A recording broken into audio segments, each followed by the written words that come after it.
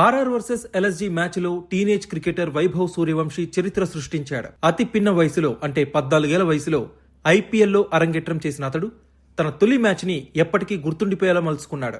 అరంగేట్ర match లో sensational batting తో అద్భుతంగా కెరీర్ ప్రారంభించిన అతడు ఎదుర్కొన్న తొలి బంతినే సిక్సర్ గా మలిచి క్రికెట్ అభిమానుల్ని ఆకట్టుకున్నాడు.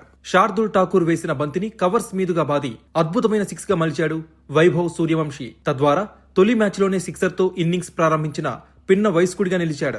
మూడో బంతిని కూడా సిక్స్ గా బాది అదరగొట్టాడు. ఈ మ్యాచ్ లో వైభవ్ సూర్యవంశీ పైకి కామ్ గా కనబడుతూనే ఎంతో ధైర్యంగా బ్యాటింగ్ చేశాడు. తన బ్యాట్ ని జులిపించి ప్రతి బంతిని బలంగా బాదాడు. మొత్తంగా బ్రిలియంట్ బౌండరీలు, అదిరే సిక్సర్లతో మైదానాన్ని హోరెత్తించాడు. 20 బంతులు ఎదుర్కొని 2 4లు 3 సిక్సర్ల సహాయంతో 34 పరుగులు చేసి పెవిలియన్ చేరాడు. మార్క్రమ్ బౌలింగ్ లో 9వ ఓవర్ వద్ద వికెట్ కీపర్ రిషబ్ పంత్ అతన్ని స్టంపౌట్ చేశాడు. అయితే అతడి ప్రదర్శనతో మంత్రముగ్ధులైన క్రికెట్ అభిమానులంతా ప్రశంసల వర్షం కురిపిస్తున్నారు. కాగా బీహార్ కి చెందిన వైభవ్ సూర్యవంశీని గత ఏడాది మెగా వేలంలో 1,10,00,000 ధరకి కొనుగోలు చేసింది రాజస్థాన్ రాయల్స్. ఢిల్లీ క్యాపిటల్స్ తో పోటీ పడి మరీ అతని రాజస్థాన్ రాయల్స్ దక్కించుకుంది. దీంతో వేలంలో అమ్ముడుపోయిన అతి పిన్న వయసు ఆటగాడిగా వైభవ్ సూర్యవంశీ రికార్డు సృష్టించాడు. 2008లో ఐపీఎల్ ప్రారంభ సమయానికి వైభవ్ ఇంకా పుట్టలేదు. సూర్యవంశీది రైతు కుటుంబం. అతడి తండ్రి ఒక రైతు.